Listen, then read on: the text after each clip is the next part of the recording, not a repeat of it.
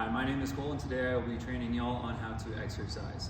A couple of things that are important about exercise and why we should be doing it is it's good for maintaining your strength as you age, it improves your posture, it improves your mental health, increases your confidence, improves your heart, and your general well-being. Today I will be covering 3 basic movements, our squat, our upper body press, and hip hinge.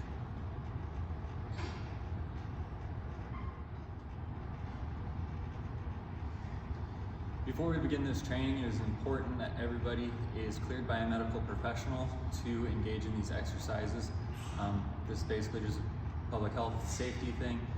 There's no point in getting hurt while trying to improve your health. Secondly, the first thing that we need to do before we start doing any exercises is we need to warm up. This can consist of 5 to 10 minutes of really any kind of exercise. Really, we just want to get that heart rate up. My recommendations are bike, walk on a treadmill, jump ropes, all great exercises for just elevating that heart rate and getting your body ready to exercise. Another way we can warm up is doing the body weight variations of the exercises that I will be going over today. There are going to be 3 modifications to each of the exercises I go over.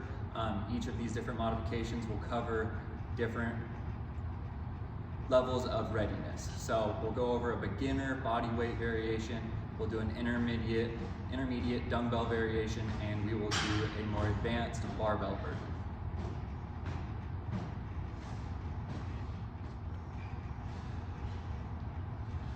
The first exercise we'll be going over today will be the squat. We want to start with the squat first because it is a complex movement that requires multiple muscle groups. Generally, you want to start with your most complex movements before you get to your smaller muscle groups and smaller movements. This way we generate a lot of work early across the body, and then we can dial it down to more smaller movements as we continue. So for my first demo, I will be going over our body weight squat.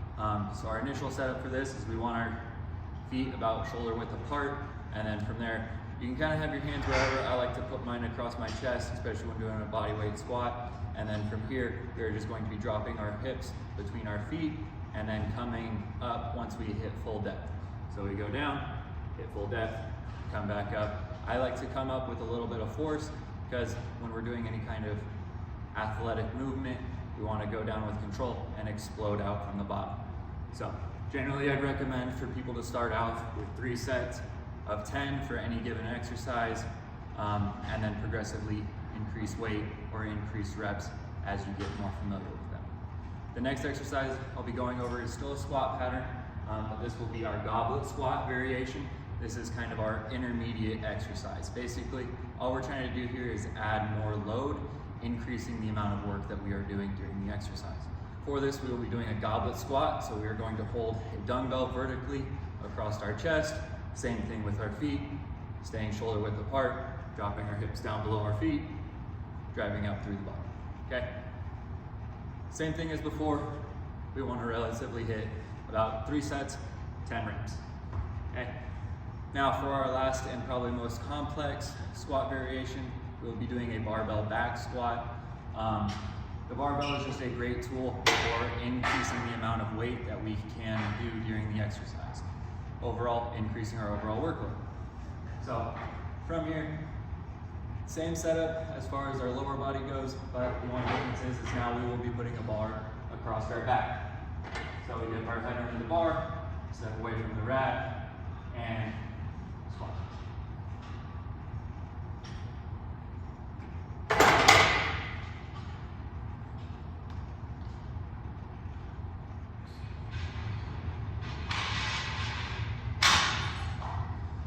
The second exercise we will be performing today is an upper body press. We want to do an upper body movement following our lower body movements. One, to give our body a little bit more time to rest, so that way we can continue to put in quality reps and have quality loads in those exercises. So for our first variation of this press, we will be going over a push-up. I will be doing 2 different variations of a push-up. One for those who have the upper body strength to perform a traditional push-up, and then the other one for those who are still lacking in that area. So for our push-up, we will be on all fours with our feet and hands on the floor. Arms will be straight.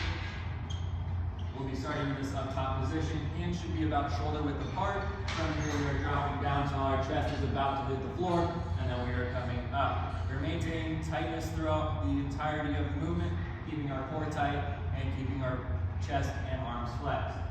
Coming down, coming up. The other variation of this movement is we'll be going down to our knees. So, still keeping my core straight and flat and tight, and coming down and dragging up. Our next variation for this exercise will be a dumbbell variation. This is just a step above push-up.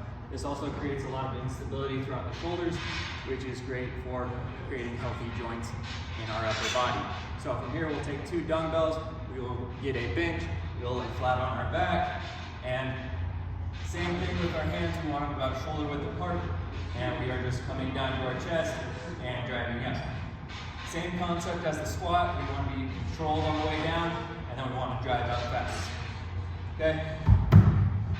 Our last variation of this movement will be a barbell bench. For the barbell, basically we're just still stepping things up, being able to increase load while still performing the exercise correctly. So, same thing applies. We still want our hands about shoulder width apart, taking it off the rack, dropping down to our chest, and punching up.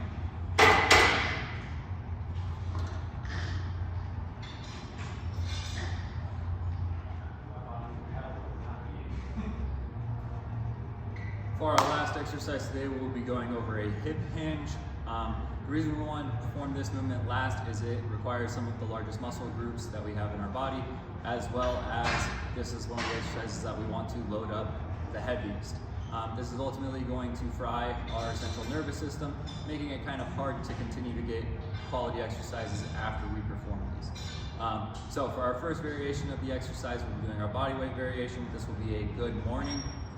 So a little bit different than our squat. For these, we want to have our feet shoulder width apart. We want to go ahead and cross our hands over our body.